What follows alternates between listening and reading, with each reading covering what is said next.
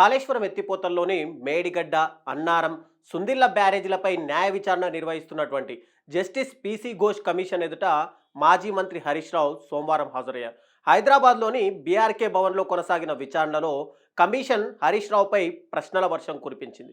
సుమారు 45 నిమిషాల పాటు ఈ విచారణ సాగింది. కమిషన్ ఎదుట మొదట ప్రమాణం చేసిన హరీష్ రావు తాను తెలుగు మీడియం స్టూడెంట్ను కాబట్టి పూర్తి స్థాయిలో ఇంగ్లీష్ను మాట్లాడలేనని, అర్థం చేసుకోగలనని కమిషన్కు హరీష్ రావు చెప్పారు. అయితే దీంతో ఈ అంశాన్ని జడ్జి పరిగణలోకి తీసుకొని ఇంగ్లీష్ ఇబ్బంది అయితే హిందీలో చెప్పవచ్చు, లేదా తెలుగులో చెప్పినా కూడా తనకు ట్రాన్స్లేట్ చేసేవారు ఉన్నారని చెప్పి ఆయన చెప్పారు. అయితే కమిషన్ విచారణలో భాగంగా కొన్ని సందర్భాల్లో జడ్జి అడిగిన ప్రశ్నలకు హరీష్ రావు అర్థం చేసుకోలేకపోయారని తెలుస్తుంది. ముఖ్యంగా టెక్నికల్ అంశాలకు సంబంధించి ప్రశ్నించినప్పుడు అది అధికారులు చూసుకున్నారని మాత్రమే హరీష్ రావు సమాధానం ఇచ్చారు. ఇక ప్రాజెక్టు స్థల మార్పు తుమ్మడిహెట్టి నుంచి మేడిగడ్డకు ఎందుకు మార్చారని చెప్పి కమిషన్ ప్రశ్నిస్తే దానికి కేంద్ర సర్వే సంస్థ వ్యాప్కోస్ technical committee, high power committee, cabinet sub committee సూచన మేరకు మార్చాల్సి వచ్చిందని చెప్పి హరీష్ రావు వివరించారు. ఇక ప్రధానంగా మహారాష్ట్ర అభ్యంతరాలు ఉన్న నేపథ్యంలో అక్కడి నుంచి మేడిగడ్డకు షిఫ్ట్ కావాల్సి వచ్చిందని,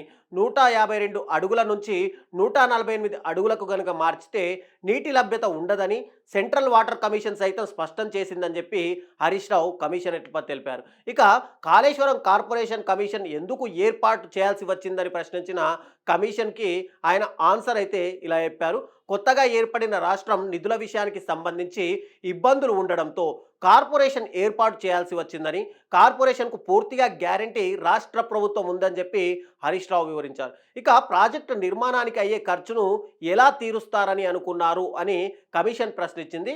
ఇక ప్రాజెక్టు వల్ల కేవలం ఇరిగేషన్ మాత్రమే కాకుండా పరిశ్రమలకు నీళ్లు ఇవ్వడం, ప్రజలకు తాగునీటి అవసరాలను కూడా తీర్చాలనే లక్ష్యంతో పనిచేశామని, కోకాకోలా కంపెనీ నీటి అవసరాలు కూడా కాళేశ్వరం ద్వారానే తీర్చాలని భావించామని, ఇక కోవిడ్ వల్ల కొన్ని కంపెనీలు ప్రాజెక్ట్ పరిధిలో రాలేకపోయాయని చెప్పి హరీష్ రావు సమాధానం అయితే చెప్పారు.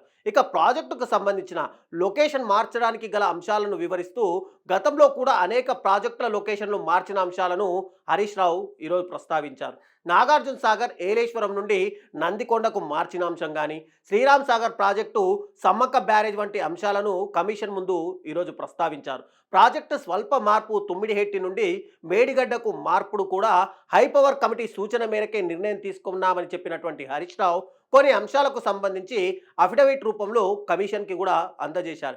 ఇక బ్యారేజీల్లో నీటి నిల్వ చేయాలని ఎవరు సూచించారని చెప్పి కమిషన్ ప్రశ్నించగా అది టెక్నికల్ విషయం, ఇంజనీర్లు తీసుకున్న నిర్ణయం అంటూ హరీష్ రావు సమాధానం అయితే ఇచ్చారు. ఇక కాళేశ్వరం బ్యారేజీల్లో ఎంత నీటిని నిల్వ చేయొచ్చు అంటూ కమిషన్ ప్రశ్నించగా 140 టీఎంసీలు నిల్వ చేయొచ్చని హరీష్ రావు చెప్పారు. సిడబ్ల్యూసి రిటైర్డ్ ఇంజనీర్ల సూచన మేరకు మేడిగడ్డ నిర్మాణం జరిగిందన్నటువంటి హరీష్ రావు మహారాష్ట్ర ఒప్పుకోలేదు కాబట్టే తుమ్మిడిహెట్టి వద్ద నుండి మేడిగడ్డకు మార్చామని స్పష్టం చేశారు. ఇక 16 లక్షల కంటే ఎక్కువ ఆయకట్టుకు నీళ్లు ఇవ్వాలనుకుంటే రిజర్వాయర్ల సంఖ్య పెంచాలని సిడబ్ల్యూసి చెప్పింది.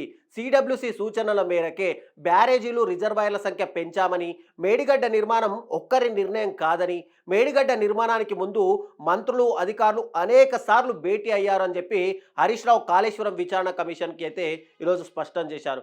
టోటల్గా ఈ విచారణలో మరి కమిషన్ నెక్స్ట్ ఎలాంటి నిర్ణయం తీసుకోబోతుంది, మరి 5వ తారీఖు విచారణకు హాజరు కావాల్సిన కేసీఆర్ 11న విచారణకు హాజరవుతానని చెప్పారు. మరి 11న కేసీఆర్ ఎలాంటి ప్రశ్నలు కమిషన్ అడగబోతుంది అనేది మనం వెయిట్ చేసి చూడాల్సిందే.